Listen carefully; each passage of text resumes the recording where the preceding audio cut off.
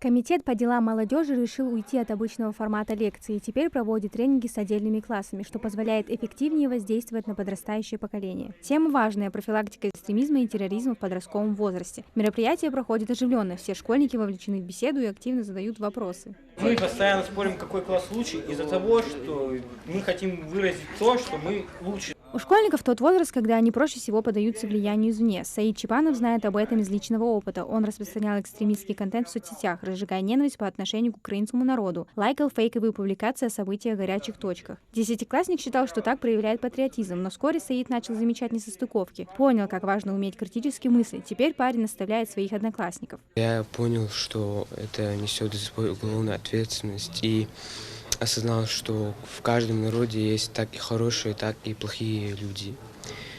И вести всех под одну дудку – это плохо. В Коммолодежи же считают, мероприятия по предупреждению экстремизма необходимо организовывать на постоянной основе. Только в прошлом месяце прокуратурой и правоохранительными органами региона в управлении Роскомнадзора была направлена информация о 644 материалах, признанными экстремистскими. Конечно же, данная тема, она для нас актуальна. К счастью, не так остро стоит, потому что на протяжении последних нескольких лет и нашим ведомством, и всеми остальными ведомствами, в том числе и школой, очень много работы проводилось в данном направлении, но расслабляться не стоит, поэтому мы, Комитет по делам молодежи, продолжаем этот путь по профилактике данных негативных проявлений среди молодежи. В Назранской первой школе прошел психологический тренинг в рамках реализации проекта «Голос молодежи». Спикер поднял тему насилия среди подрастающего поколения, так как эта проблема не возникает из ниоткуда. Такие случаи в школе тоже были, но их решают сразу же, вовлекая педагогов и родительский комитет, проводя лекции с приглашенными спикерами, классные часы и индивидуальные беседы с детьми и их родителями. Если бы меня обидели, я сначала бы поговорила бы с человеком, несколько раз.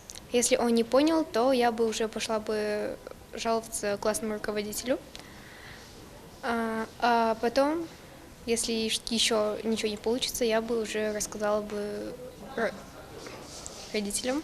В среднем до 80% участников экстремистских группировок – это молодые люди в возрасте от 14 до 20 лет. Из-за отсутствия должного внимания к этой проблеме дети справляются с буллингом в их сторону ответным насилием. Поэтому родители должны думать не только об оценках, но и узнавать подробности их школьной жизни. Это позволит решить возможные конфликты мирным путем. Такую цель преследует и в Комитете по делам молодежи. Этот год у них также распланирован на профакции и мероприятия с привлечением школьников и студентов. Амина Зязикова, Султан Магушков, Новости 24.